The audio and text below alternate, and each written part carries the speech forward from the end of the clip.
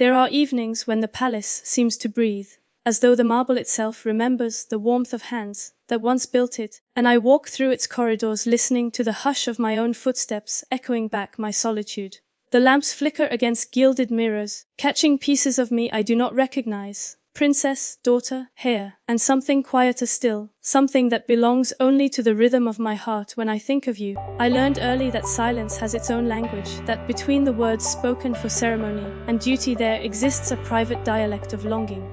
It is there, in that fragile space, that I find you. You are not bound to the protocols that frame my life. You arrive in thought like the wind, threading through lace curtains, uninvited but deeply welcome. You are a rebellion that smiles, soft as dawn breaking over the fields of Laken, soft as my breath when I whisper your name without sound. Sometimes I wonder if you can hear me across the quiet distances that separate our worlds, the public one, bright with expectation, and the hidden one, secret as prayer. I wonder if you feel the same pulse of the earth beneath your feet when I think of you. They told me that love is dangerous for those born beneath crowns, yet I have never found anything more dangerous than the absence of it. What is duty if not love's shadow? What is sovereignty if the heart remains uncrowned? When I was a child, I believed that the stars were confessions waiting to be read. I used to press my forehead against the cold glass of the window and tell them secrets, believing that somewhere, someone might hear. Now I tell my secrets to the moon, and though I am no longer a child, the faith remains. The moon understands the difference between restraint and yearning. It carries the sighs of queens and the laughter of common girls alike. It has listened to promises whispered from balcony and battlefield, and it still rises, silver and whole, no matter who breaks them.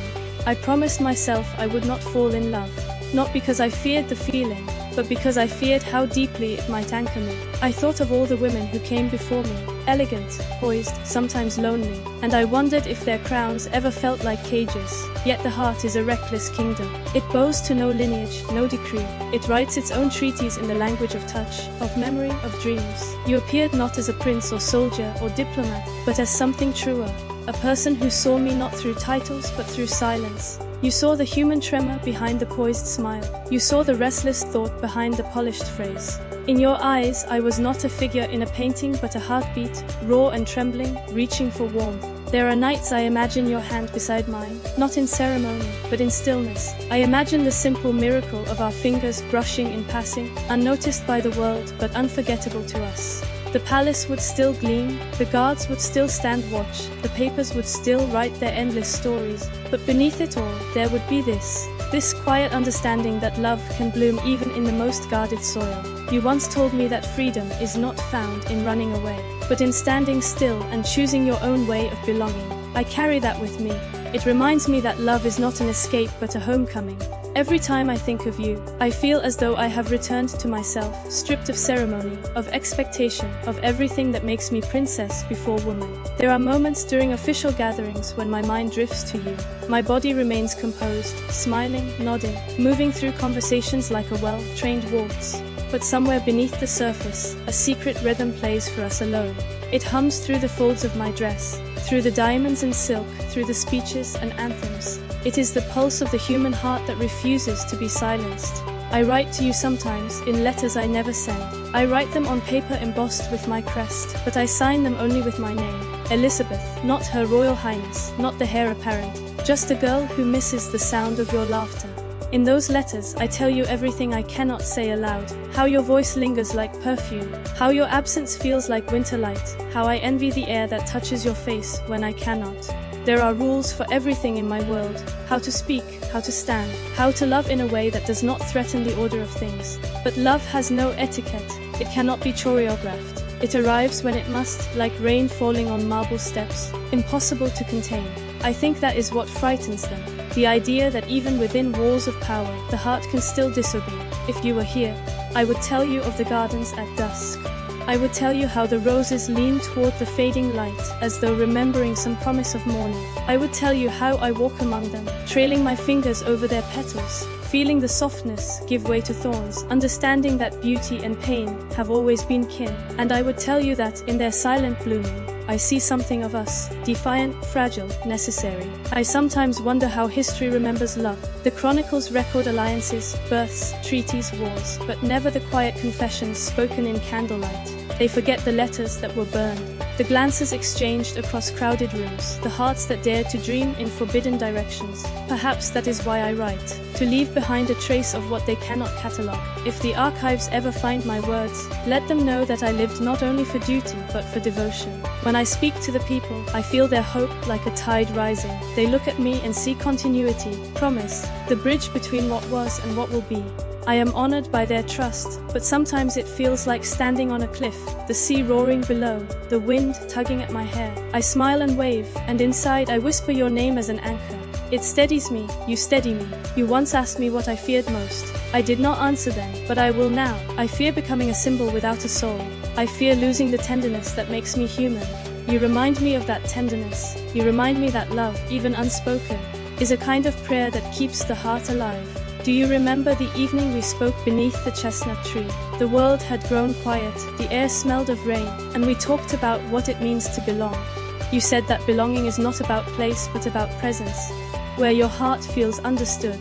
I have carried that truth ever since. Wherever you are, I find pieces of myself waiting there. Sometimes, when the weight of expectation grows too heavy, I imagine us walking through the streets like ordinary souls. No titles, no guards, just laughter and warmth and the freedom to touch without consequence. Perhaps we would share coffee in a small cafe, the kind where time forgets to move. Perhaps we would speak of nothing and everything. Perhaps love would no longer need to hide behind careful words. Yet even if that dream never leaves the realm of imagination, I cherish it. Because love need not be possessed to be real. It can live quietly in the heart and still shape the world. I see it in the way I now listen more deeply, in the gentleness with which I greet those who serve, in the patience I show to those who expect perfection. You have softened the sharpness of my edges. You have made me more. There are nights when I sit by the piano, letting my fingers find melodies that remind me of you. Each note is a letter, each chord a confession. Music says what words cannot. It stretches across silence, it forgives, it waits. I imagine you hearing it somehow, wherever you are, and understanding that it is for you. Always for you. The seasons turn and still your memory lingers. In spring, it blooms with the lilacs. In summer, it hums with the bees. In autumn, it rustles through the golden leaves. And in winter, it glows like a hearth, fire that refuses to die. Perhaps that is love's truest form. Not the blaze that consumes, but the steady flame that endures. I once read that love is the only crown that cannot tarnish. It may be unseen, unspoken, even unreturned, but it remains incorruptible. And so, in the quiet hours before dawn, when the city sleeps and even the palace holds its breath, I let myself dream of you without fear. I imagine your eyes meeting mine, not as subjects of destiny, but as equals in wonder. If the world ever knew of this, they would weave their stories, assign motives, judge and speculate. But love does not ask for understanding, it asks only to be felt. It is the simplest truth and the hardest to guard, and so I keep it close like a secret heirloom, passed down not through lineage but through heartbeat. You once sent me a book of poetry, its pages marked with pressed flowers. I still keep it by my bedside. Sometimes I open it to the page where you underlined a verse.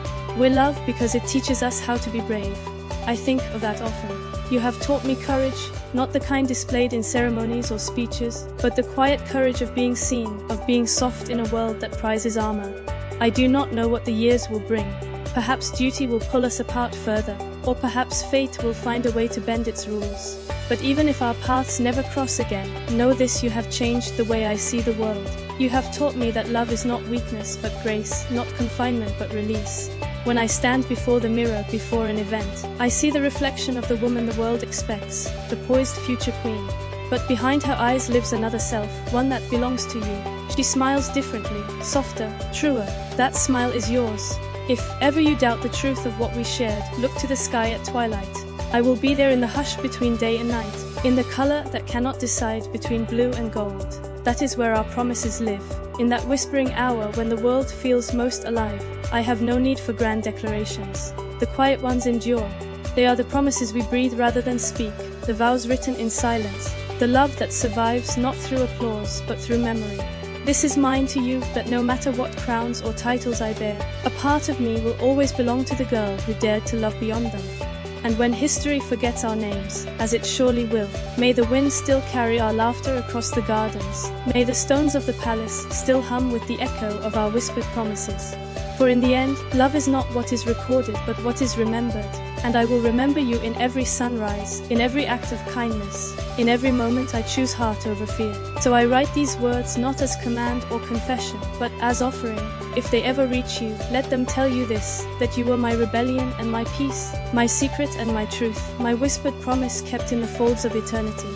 And if the world asks who I loved, let them never know your name. Let them only feel, in the gentleness of my reign, that love once guided my hand.